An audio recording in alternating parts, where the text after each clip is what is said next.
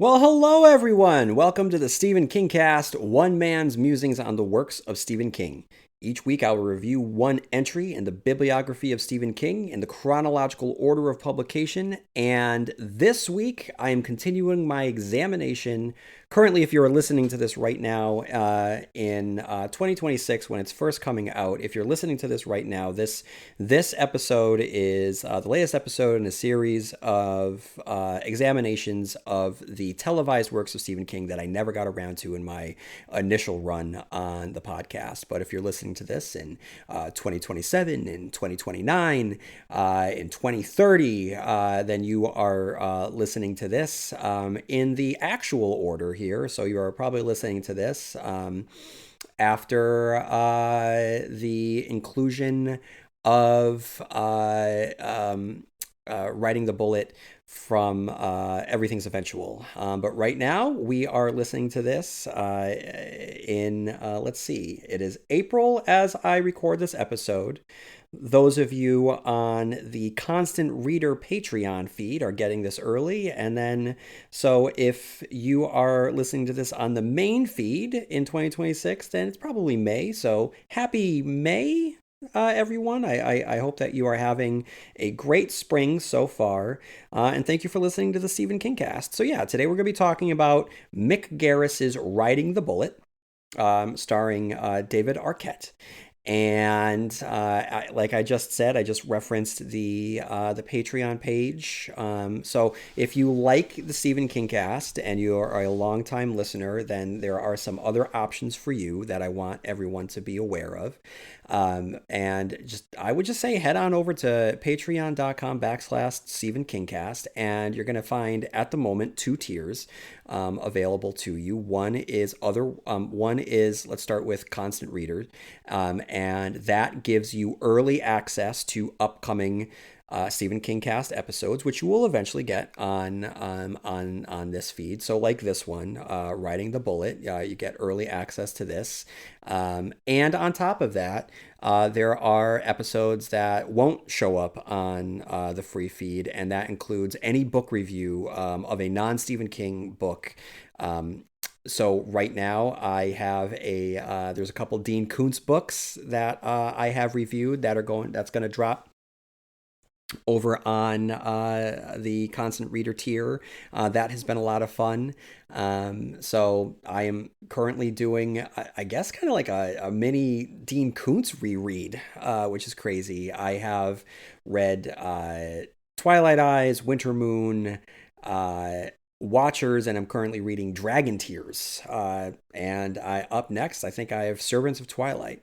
So there's a whole bunch of Koontz books in my back catalog that I would love to get to and get all of my thoughts out there. So if you grew up in the 80s and the 90s the way that I did, and when you would go to bookstores, there were two massive shelves of book collections, and they were side by side. One was Stephen King, as we all know, but the other one was Dean Koontz. And many of us, when we have finished our King collection, we would just take 2 feet over to the right, down the shelving, and we would just start picking up books by Koontz. And so there is definitely a Venn diagram of familiarity there. And so for anyone that does have that experience and you have enjoyed that deep dive into the works of Stephen King and you wanted me to apply that to Dean Koontz, well, you can head on over to Constant Readers on the Patreon page. Also over there, I discuss anytime there's big Stephen King news.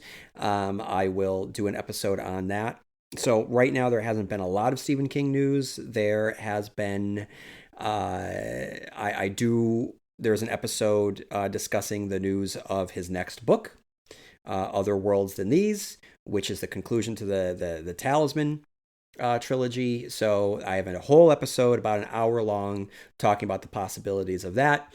And then there is the Mike Flanagan directing the Mist news that I have up there as well. So that has been really fun to do over there on Constant Reader. But then there's also Other Worlds Than These, which is a little confusing, but not related to what I just talked about. But Other Worlds Than These is as it implies. It is all of the other pop cultural fictional worlds out there in the ether that I can talk about, not related to Stephen King.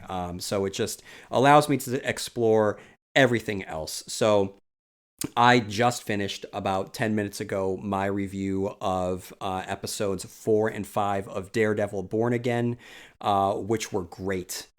Incredible episodes. I am so glad that I've decided to cover Daredevil over on the Marvel Disney Plus, because episodes 4 and 5, the more I think about it, really were transcendent for what Born Again had been leading up to that moment. 5 especially, I think, was a very, very well done episode that demonstrated a level of storytelling elegance that had not been present in the first season or the first half of the second season. So I was very happy to get all of my thoughts about that right there. And then also, I am covering a show that is less elegant, but a lot of fun still, Monarch Legacy of Monsters. And then you'll also get reviews of the horror monkey murder movie Primate, a deep dive into Batman. I will probably get into more Batman. I did a deep dive into the history of Daredevil. I did a deep dive into Godzilla to lead into Monarch Legacy of Monsters, as well as an exploration of King Kong. And I still haven't dropped my review of Smile and Smile 2 yet, which I'm waiting to do, which was a lot of fun. And this summer, for the movies that come out, I'll be able to explore that.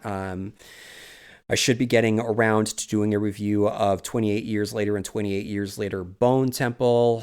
And so, yeah, there's just a lot of good stuff to talk about. And for everything that is not related to Stephen King, head on over to Patreon/StephenKingcast and explore the other worlds than these tier, which has been a real joy. So if you are interested in any of that, please write into stephenkingcast@yahoo.com to let me know. So I have a couple listener emails who writes, we have Will who writes, "Hi, longtime listener. Glad to join you on this new chapter, talking about other worlds than these. Personally, I'm excited for you to be covering stuff like Daredevil and The Boys, so that's what finally got me to join, and now I have an excuse to watch Monarch." So thank you, Will.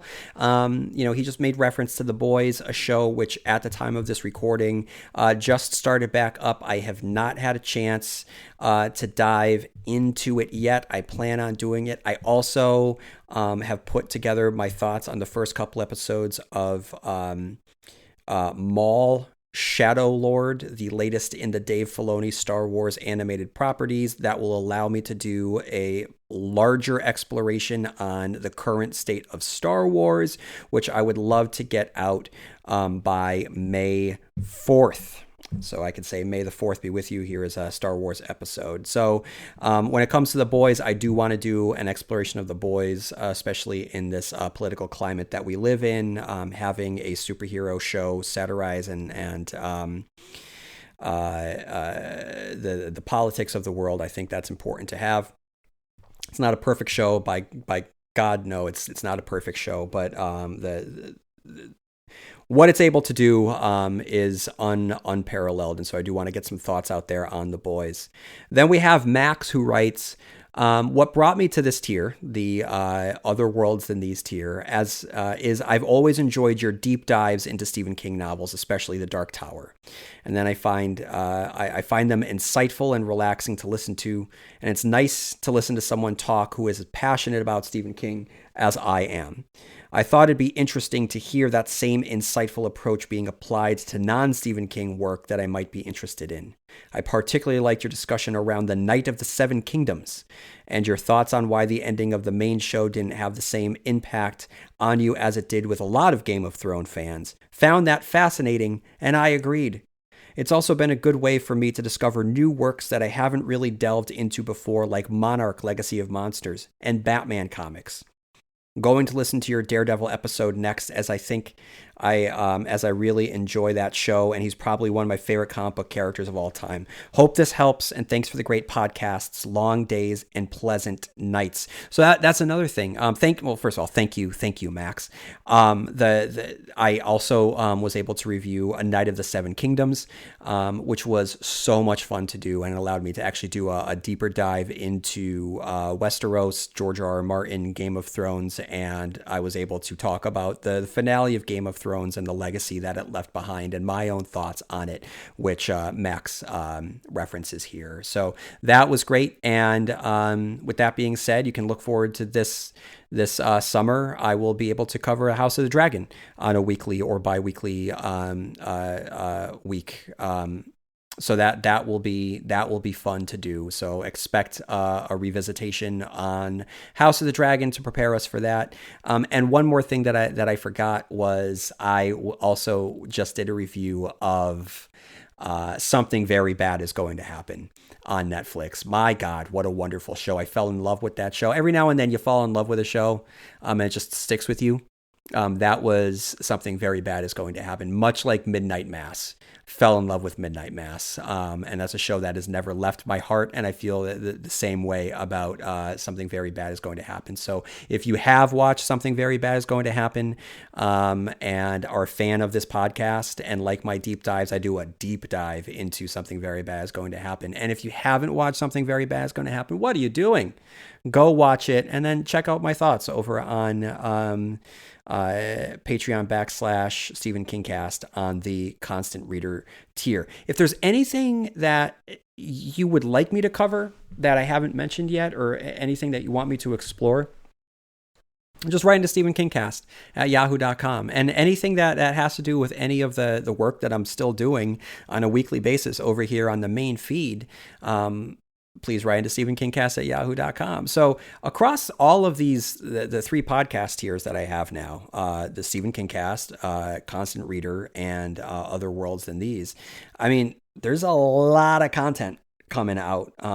It's been a lot of work on my end, but it's been a lot of fun between the Kuntz book reviews, the Night of the Seven Kingdoms, and re-releases with new introductions of older episodes and new episodes of Stephen King stuff, and Stephen King news reviews, and it's all been so much fun. So thank you everyone for whatever level of support you have supported me, whether it's a review on any of the podcast platforms that you use to listen to the Stephen King Cast, whether it's checking out the website, stephenkingcast.com, whether it's, just liking and subscribing, whether it's, following me on Facebook, on Instagram, on Blue Sky, and on TikTok. Just thank you. Or whether it's, subscribing to one of the tiers on Patreon. Just thank you, everyone. Thank you. I can't do this without you. I don't want to do this without you.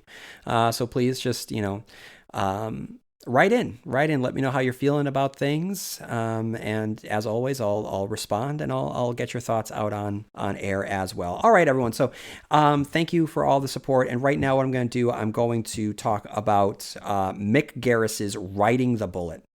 So this is a 2004 horror film written, co-produced, and directed by Mick Garris.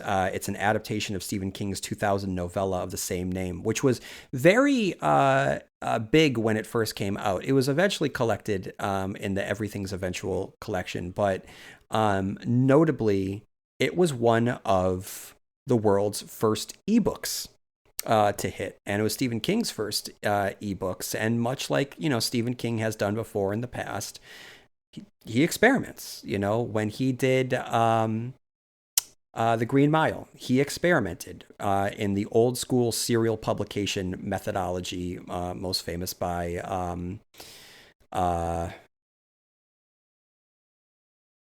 Dickens. Sorry, I kept thinking Poe. Dickens. So to challenge yourself and publish once a month a new chapter, a new small press, and be able to explore this story in real time across a span of 6 months. It was incredible. And then, he also published 2 versions of the same story under 2 different guises of himself and his identities, one as Stephen King and one as his pseudonym counterpart, Richard Bachman, with The Regulators and Desperation on the same day in the same year. Awesome. There's his shared his shared multiverse with the Dark Tower stories, and being able to write the story of Roland the Gunslinger over a span of decades and start to weave in and out of the other works that he has done. Incredible. And so Stephen King has just always challenged himself, and this was a challenge for himself back in the day, and this is Mick Garris's adaptation of it. As you know, as I've been saying over the last couple episodes, 2004 was an interesting year for me as a Stephen King fan, because it was me at the highest high, being with it being what it is of the Dark Tower. The Dark Tower, where it was at the time, we had the launch of the concluding trilogy of books with Wolves of the Kala in the fall of 2003, and Song of Susanna in the spring of 2004, and then the Dark Tower, book 7, The Dark Tower, coming out in the fall of 2004. So this was me at my highest highs, but also I was hitting some lows at that same time, with Kingdom Hospital, being very disappointed in Kingdom Hospital, and Salem's Lot, and being very disappointed in Salem's Lot. And then I just never bothered seeing Riding the Bullet, because I just didn't care. And at that point, I just didn't care, and I never really wanted to watch it. But it was a good exploration for me, and it was a good experiment for me to challenge myself in these moments, to go back to the things that I never really had interest in, go into it with as much as an open experience as possible. This and you'll get to the Nightmares and Dreamscapes episode, which comes out in 2006, and so there's this whole time period where I just wasn't engaging with Stephen King content as much as I was in prior years, and I wasn't soaking these things up. So for me to go back to this time period that I have some gaps, it's important for me. So I went into this with as much as an open mind as possible. I have very mixed feelings on Mick Garris as a director, because I will always apologize for my initial review of the 1994 ABC TV miniseries The Stand, directed by Mick Garris, because I think he did such an incredible job at really bringing that to life within the confines of what a TV adaptation could do at the time, and especially when you compare it to the Josh Boone show-run CBS All Access version from 2020. The Mick Garris version blows it out of the water. And it was so influential and important to me at such an important Stephen King time in my life. When I first reviewed the TV adaptation on the Stephen King cast about 10 years ago, I was really more dismissive of it than I had any right to be. And so I will always be apologetic to Mick Garris for that. But in the subsequent reviews of other Mick Garris related works, I do have some issues with the adaptations that I get. Whether it's Quicksilver Highway.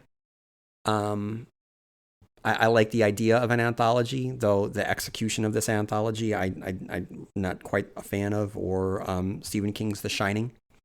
The much gestated, much talked about reclamation of Stephen King's ownership of this story, and delivered to us by Mick Garris. So the track record is kind of hit or miss for me with Mick Garris. So even though I may not be the biggest fan, by all means, he seems like a really good guy, and he has been a steward of Stephen King's works, and has worked diligently and tirelessly, and has really allowed Stephen King's works to get out there in the mainstream in a way that I'm very appreciative of. So I was interested. I never know what I'm going to get out of a Mick Garris production, but let's talk about this. Let's talk about the Wikipedia summary that gives us the background that we need on Riding the Bullet. Set in 1969, Alan Parker is a young artist studying at the University of Maine, where his professor believes he is obsessed with death. On October 30th, his birthday, he thinks his girlfriend Jessica is trying to break up with him. At home, Alan later gets high off of cannabis in his bathtub and begins to contemplate suicide by cutting his wrist. The Grim Reaper then appears and tries to convince Alan to kill himself so he can come to the other side. Murals of people painted on the wall also appear to be urging him to kill himself. Alan accidentally cuts himself when Jessica and a group of friends come in to surprise him for his birthday. Later, Alan wakes up in the hospital. Jessica says that she's angry with him for the selfish act he attempted to commit, but also tells Alan that she loves him. She surprises him with a concert ticket to see John Lennon in Toronto, Ontario, Canada. The next day, when Alan is released from the hospital, Jessica tells him that he has a wall around him, and Alan realizes that Jessica was really going to leave him. Alan gets a phone call that his mother, Jean, has had a stroke. He makes plans to go home that night, giving the concert tickets to his roommates. As he tries to hitchhike home to Lewiston, Maine, Alan remembers the funeral of his father Julian when he was 6 years old. He envisions the death of his mother and then himself, with a devastated Jessica weeping at his grave. He is picked up by a Volkswagen van that is driven by Ferris, an army deserter. They narrowly avoid a collision with an oncoming car, spinning out and landing in a ditch. Alan walks away from the incident shaken but alive. Alan begins to hallucinate and has had multiple experiences with the living and the dead. He sees a billboard for Ride the Bullet, a roller coaster at Thrill Village, which triggers a memory of him standing in line with his mother to ride it, where he ultimately chickened out. He walks through a cemetery and comes across the grave of George Staub, whose grave marker indicates that he died 2 years ago. Alan sees an apparition of himself come up through the ground, and the apparition tells him that they're saving a place for him. He's then picked up by a man who he realizes is George Staub. This apparition accompanies him in the car and warns him not to give his real information because there's something wrong with George. Alan's apparition notices the smell of formaldehyde from George, which prompts Alan to remember a phrase that he had read in a book, "The dead travel fast." Alan does not inform George that he knows that George is dead. George asks him about the Thrill Village and asks if he rode the Bullet, and Alan lies and said he did go on the ride. George knows that Alan is lying and calls Alan by his name. George explains that he was decapitated in a car crash when he tried to pass a truck on a 2-lane road and that he crashed into a produce truck when he swerved to avoid a collision with another car.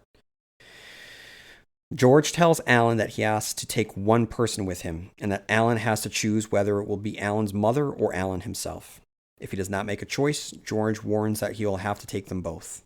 In a moment of panic and fear, Alan chooses his mother to be taken. George throws Alan out of the car, and when he wakes up, Alan is back in the cemetery. He hitches the next ride and finally makes it to the hospital. He's about to go see his mother when George appears and beats him to the elevator. Alan, now in his 40s, says his mother died of a heart attack while watching television. He marries his girlfriend Jessica, but the marriage only lasted a little while. Alan never made it a living as an artist, but continues to paint as a hobby. He goes back to the Thrill Village and rides the Bullet. Thoughts. We start with a windswept night. Full moon appears, and scratched lettering scrapes over the screen for credits. Stephen King's Riding the Bullet logo with the thumb of a hitchhiker. That's fun. It's a fun beginning. The time of the season starts playing, placing us in the late 1960s. We see a shadowy figure playing old memories on the projector screen while the credits roll. It's a bit of a trick, as the footage we see isn't necessarily the footage that would be recorded at the time or ever.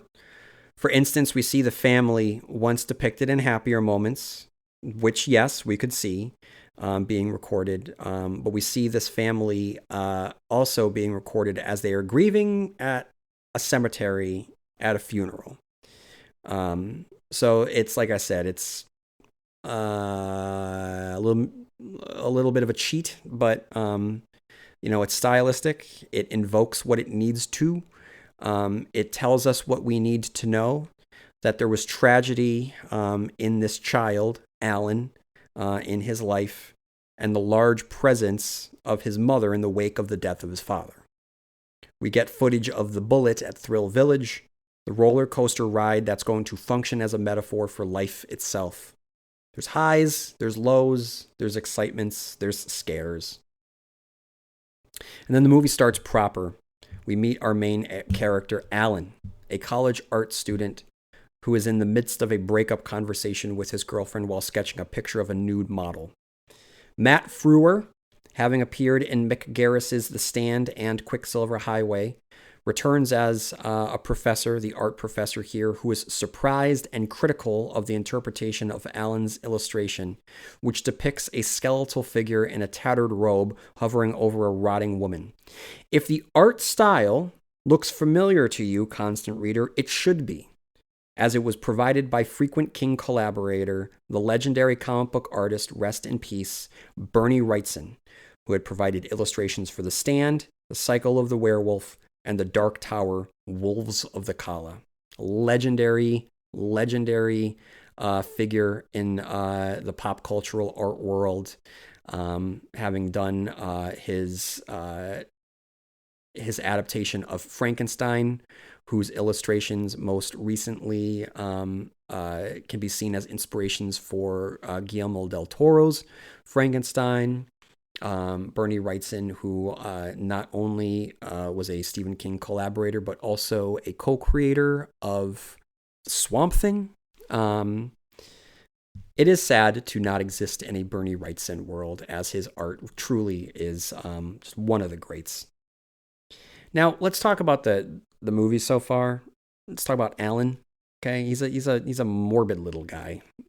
He and Frewer have a very trivial conversation about life and beauty, with the elder Frewer here taking on the unexpected role of the peace and love philosophy that is more defined by Alan's generation. And Alan here is depicted as an even more countercultural figure who rejects the peace and love viewpoint, as he rejects it in favor of what he is living and the philosophy that he has. And he sees this as a truth, that death is everywhere and can come for us all. He's not wrong. And there are ways to portray this that can be meaningful. So I'm going to talk a little bit about 28 years later, and 28 years later, The Bone Temple. It's fresh on my mind because my wife and I just did a rewatch. I had seen 28 Years Later when it came out in the theater last year, but my wife and I just did a watch. She hadn't seen it before, so we watched it last week and then followed it up with The Bone Temple. And clearly, so spoiler alert for those two movies if you haven't seen them, this concept of death looming large in our lives is one of the key themes in both of these movies, as provided to us through Ray Fiennes' character, Dr. Kelson, and his refrain of memento mori throughout these two movies of coexisting life and death at the same time, and death, coming for us all, should help have us embrace life itself, and to have it just be a reminder that death is coming, and to find the beauty in it in where you can, and to use it to take the time to live. Kelson, as portrayed by Ray Fiennes, is wise, balanced, and understands the role of death in our lives. And if you don't thread the needle carefully of this concept, a character can quickly become a caricature of, what we see here, like a first-year college student, or an insufferable high school student who thinks that they know a deeper truth of the world.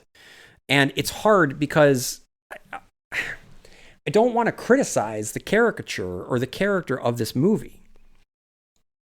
it's just hard because he's such a, a, a drip of a character. This type of character, it's hard to coexist with. The character is a tough hang. It's like Houlden Caufield in Catcher in the Rye, a character who was revolutionary at the time of its publication.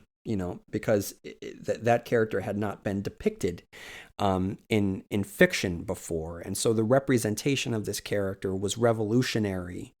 Not because this character hadn't existed in reality before.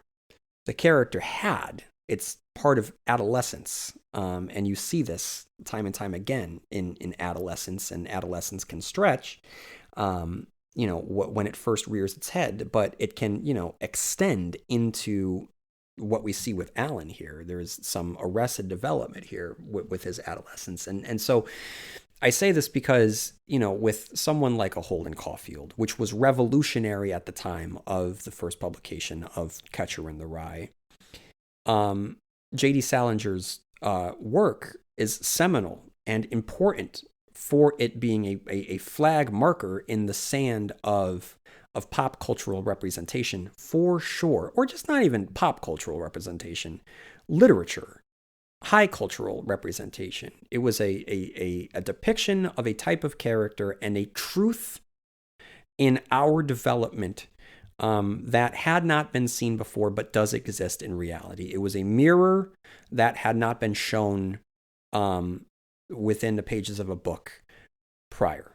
However, outside of the impact and the importance of it as being a revolutionary turning point for fiction as a mirror, it has been reduced to a caricature in preceding decades.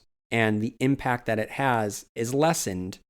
And it's not of a fault of the book, but I mean, you have to place it now within context of what has come since and a more honest depiction of teenage life and those really painful throes of self-importance and inflated wisdom of people, young people learning concepts and topics for the first time and walking around with a greater sense of self and grandeur and deeper meaning. It has been explored to death. And this type of character is a type of character that I have a very hard time watching or wanting to watch. And maybe that is a me problem because I do my past self. I wasn't as bad as Alan or Houlden Caufield, but good God, I mean, was there some truth there to me? And so my rejection of that could be like embarrassment that I shared space with any of these characters. But we grow on. But I mean, that's just maybe a little bit of acknowledgement there for me. But it's hard to watch. It's hard to read a book like this. It's hard to watch a movie like this with a character as insufferable as an Alan, who continues to mope at the thought of his girlfriend breaking up with him, even though she swears she isn't. And this doesn't help generate any reason for us to want to spend time with this character. And if she wasn't going to break up with him, I don't know why she would not want to now. I already stated that a character like Alan can be a tough hang, and he's proving me right every step of the way. It's a tough hang, Like, where's the allure? Where's the attraction here? Where is any reason that these two characters would be together? You just don't see it. Neither character, Jessica or Alan, feel like actual people here. It doesn't help that I had just watched Haley Z. Boston's Something Very Bad Is Going to Happen, which features two characters who feel like they're in a relationship, who feel like they enter the scene with a prologue that had taken place prior to us viewing them for the first time, where there is a weight of history behind them, of lived in moments that feel real. And it's not the fault of this of the show, because this had come out long before something bad is going to happen, but it definitely doesn't help my review or my experience in watching this movie in the wake of the potency and the power that I felt was present within something very bad is going to happen, which is an example of doing that right. Which to me, this is just going through the motions of depicting a story of characters in a relationship. Alan then spends time in his birthday in the tub with candles and a joint, wallowing in self-pity. When the power goes out, he starts to play with a razor blade and lightly traces its path across his wrist. And with a heavy metal guitar riff, the Grim Reaper enters the room and takes a toke from the joint. And I don't know how I feel about this movie. On one hand, I really don't like it. On the other hand, the absurdity of this moment is very... There's an earnestness here that I can't help but admire. And the wallowing in this teenage, and it just, to me, like, though he's in college and though he's like a young adult, to me, he very much is just a teenager. And that's what makes college so strange of a time period, because you still kind of are a teenager. So I'm treating Alan as a teenager. This teenage earnestness mixed with this affectation of these airs that he's putting on of being in love with death, and now he's hanging out with death and smoking a joint with him. Though on one hand I hate it, on the other hand, with the guitar riff that enters and this depiction of teenage angst, I can't help it gives me big Jim Steinman vibes. Jim Steinman, for those of you who are unaware, is the brainchild and partner of Meatloaf. Both of them, rest in peace. Who are the shared voice of these two are massive foundational part of my musical stylings, and that larger than life operatic screaming to the heavens about our teenage emotions and feelings, that Jim Steinman, these operatic ballads that he is known for, which defined Bat Out of Hell and Bat Out of Hell 2 and Dead Ringer for Love, and sprinkling of other songs through the music industry, whether it's Bonnie Tyler's Total Eclipse of the Heart, Celine Dion's It's All Coming Back to Me Now, I Need a Hero, and Air Supply's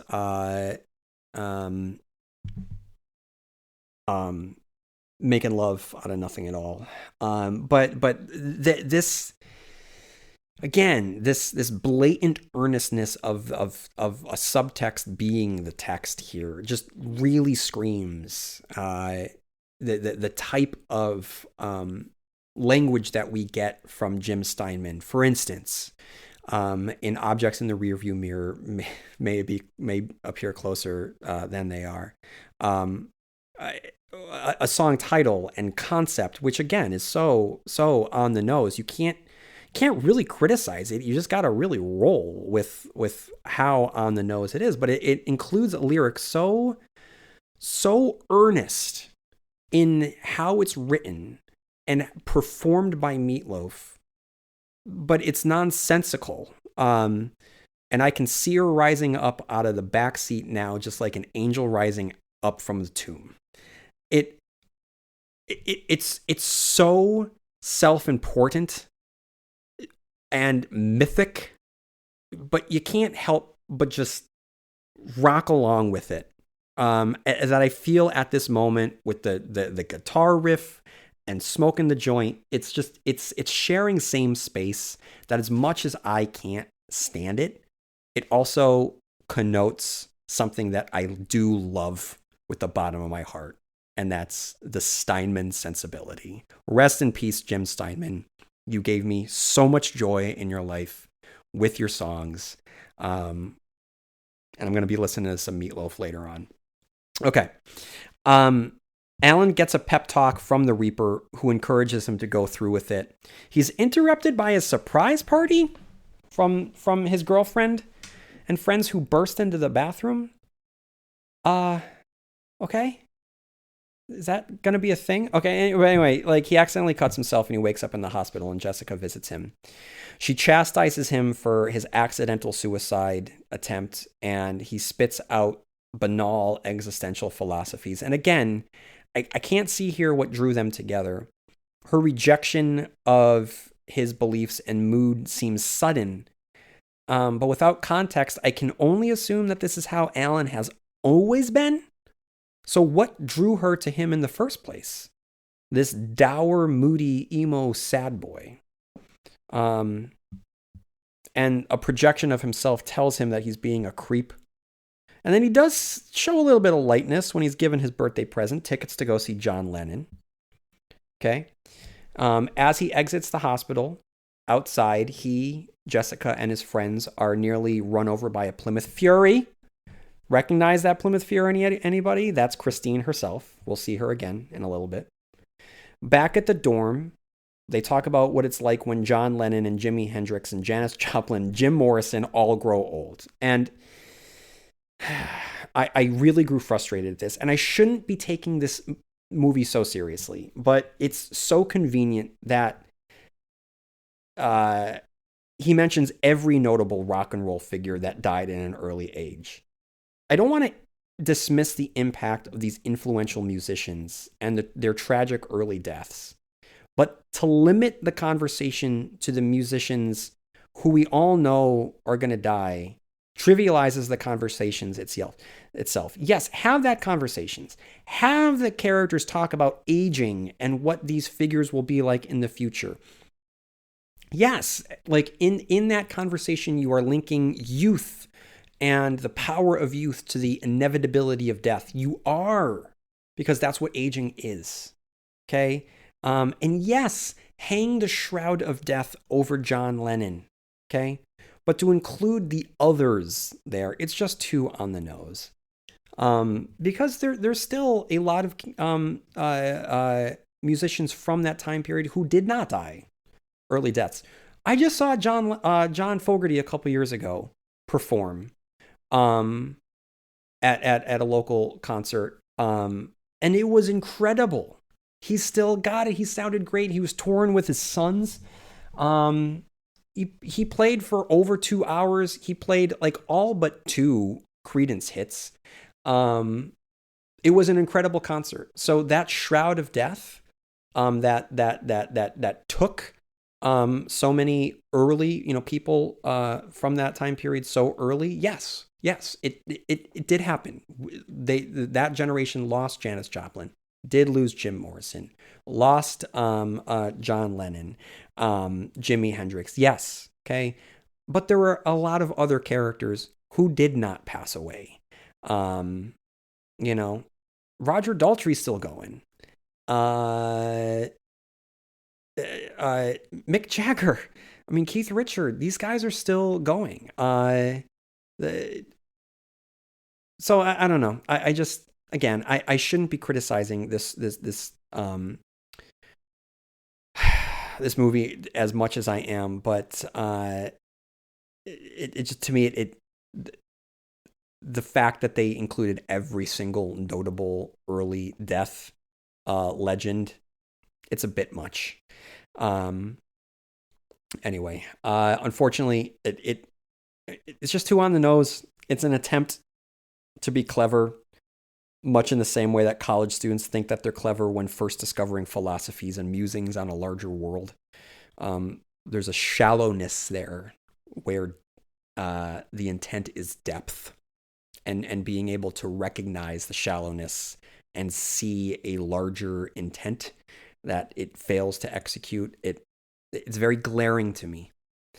Alan gets a phone call from a neighbor who informs him that his mother had suffered a stroke I should note that the movie continues to give us these imagined moments that Alan conjures that are jarring and excruciatingly unfunny or uninteresting.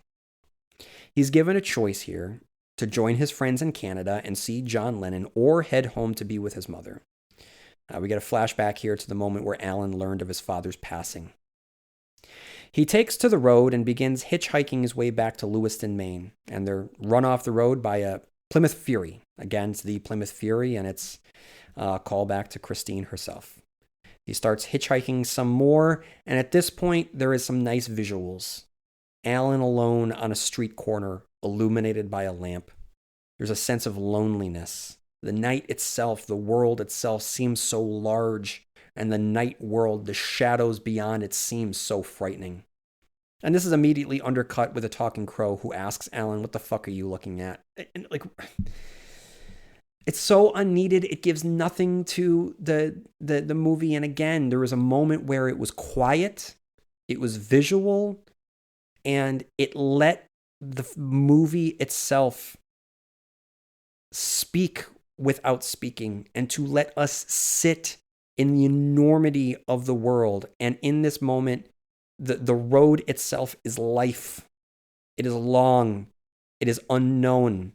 We are with Alan. We could walk down that road with him. The enormity of his task is before him and before us. The darkened shadows, it's death itself around us at all times. Let us sit in this moment. The movie takes it away from us for a stupid joke that does not land. He continues walking, and he comes across the scene of a car accident. He continues walking, and he's visited by the ghost of his father. The apparition dissipates when a bus full of Halloween-wearing children drives by. That's a spooky image. I'll give you that.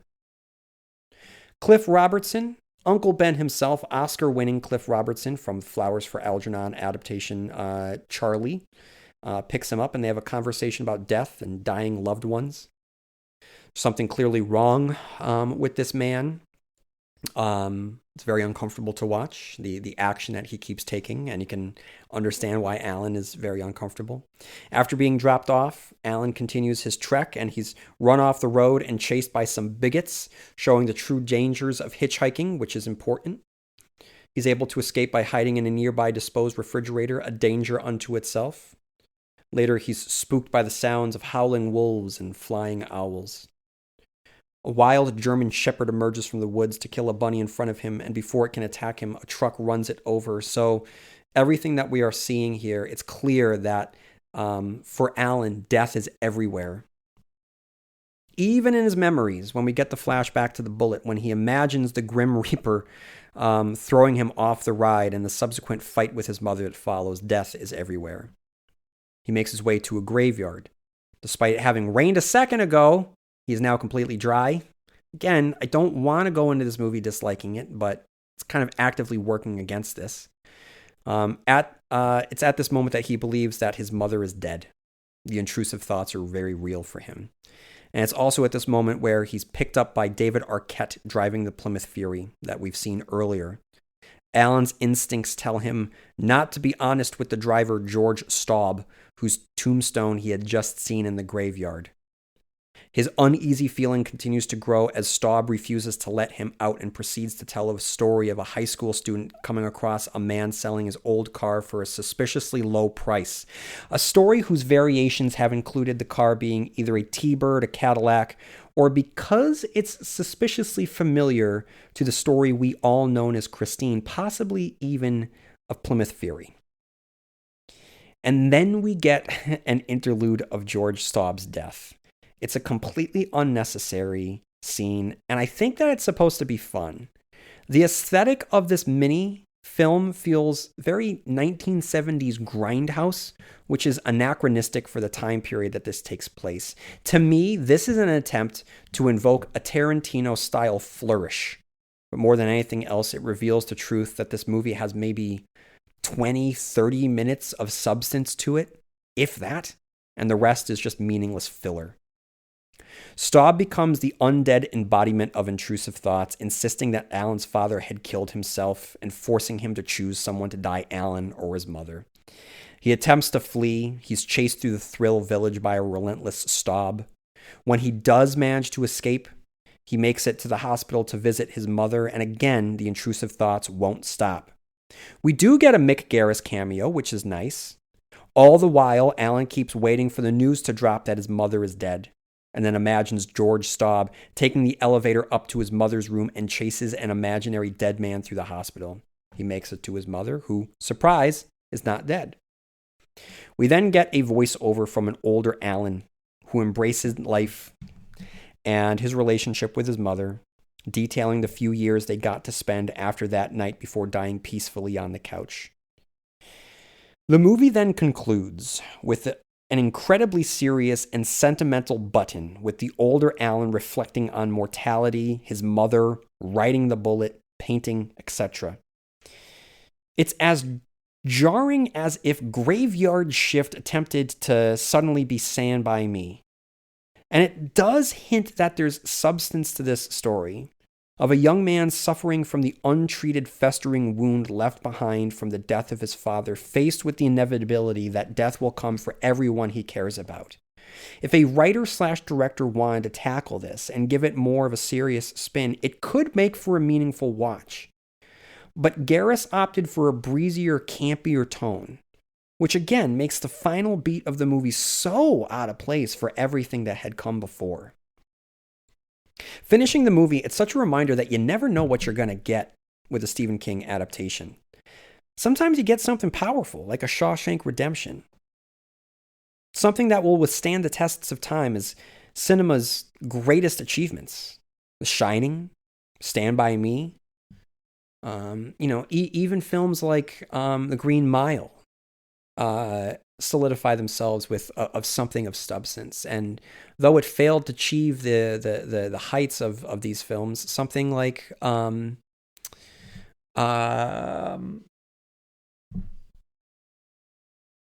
Life of Chuck.